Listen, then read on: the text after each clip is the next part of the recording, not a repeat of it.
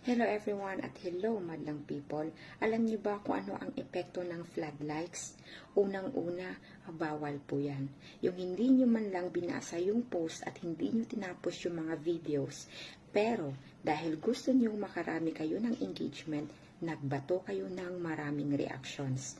Bawal na bawal po yan. Hindi po yan normal na gawain.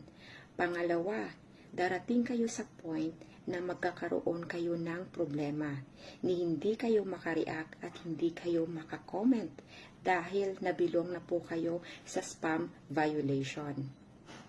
Sabi nga nila, don't act like a robot, act as a human.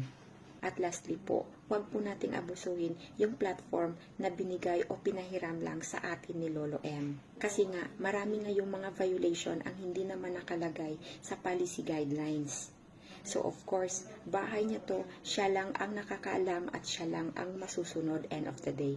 So ayan guys, sana po ay may natutunan kayo at mag-ingat po kayo palagi.